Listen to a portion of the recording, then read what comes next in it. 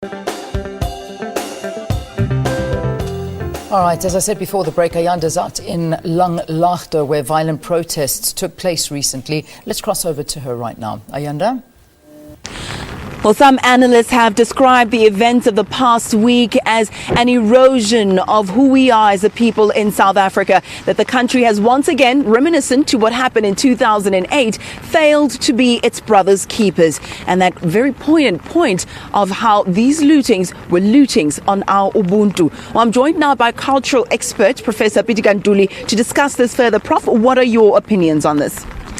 I think when one looks around in here, the gross inequalities that exist in our country that lead to an extreme desperation on the part actually of the people. Although the reasons for their anger are very perceptible and very, very clear, but the raiding of other people, particularly people who are even strangers into your own land, it is indeed the invasion of who we are as a people. It violates our own culture. It violates our own, sense of Ubuntu. We are an African people living in Africa. We have businesses all over actually in Africa. Once we actually do these things, we are then actually jeopardizing our own role in bringing about African unity, progress, economic development. You speak about intra-Africa trade, which is something that's very key and very important. But let's talk now about why it is that this is Africa on Africa violence, if I can say that. I'm trying to run away from saying black on black violence, whereas we don't see, people standing up or rising up against perhaps foreigners who are white or Chinese nationals who come here. That it will always be Somalians or Ethiopians or perhaps people from the continent who look like us. Is this a sign of self-loathing? Why is this? I think there's a lot of sense of self-loathing. Whenever anybody comes in across the Zambezi, we say, we are Africa, we are from Africa, because we are not actually in ourselves part of Africa. I mean, Germans come in here, Australians come in here, but we are not going to show any resentment. And I think it's always the idea that someone who's actually closer, to you, that's the one you can actually, in a sense, bully. And other people you cannot actually find yourself in a position to bully. But it so happens that the people we are bullying around in here, some of us who lived actually in exile, were protected by these very people when their governments did not actually, want us. Many people are interburied with the people in Somalia, in Sudan, and that's why some of the people actually come in here because of their contribution towards our liberatory struggles. So there has got to be a lot of education that has to be made, that we are an African country. We have got to know what is happening in the rest of Africa. Rather than that, whenever anybody comes in there, then we take up that protective look at any little excuse. We then invade the people. You also spoke about the dire conditions here, socioeconomic conditions, and you can see it, it's all around us. And that perhaps that battle for scarce resources is a manifestation that we're seeing in this type of violence.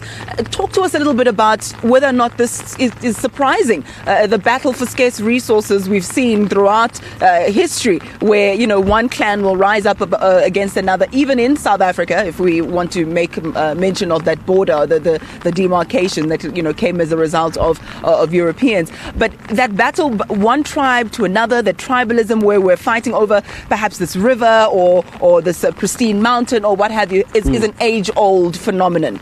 So is this new? No, it's not new. The scarcity of resources, all wars historically, all violence historically, the center of it is an issue of roots. It's an issue of the inequality that exists in any society. If someone has got more than somebody else is, and Ubuntu says I am because we have to share, and then there's no actually sharing, then people then will decide that we are violating the very principle of Ubuntu, therefore we too are justified actually in doing that. But when you turn around and you look around, in here it's raining, people are getting wet, people are actually hungry.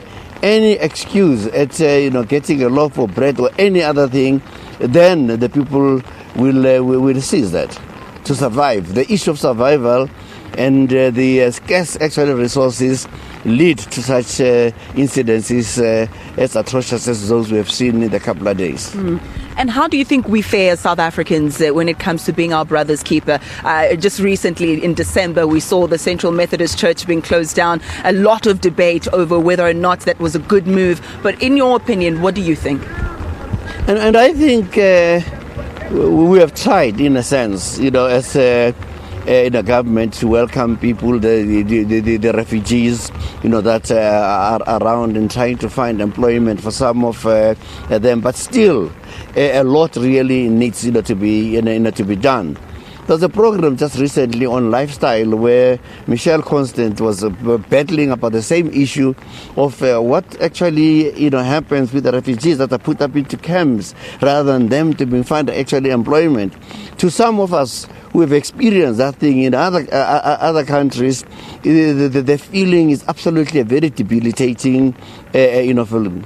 So I think we need to, as a government and as a people, to sit down and to say, what is our role actually in Africa? Our economy is a lot better than the other people, but how do we redistribute these resources?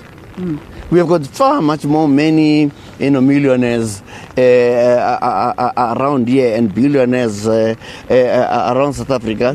It's not just only government that has got to make, in a sense, a contribution, but everybody else with a sense of Ubuntu within themselves must, when they look at themselves and look at places like this, ask themselves a question that, am I really being as human as these other people are?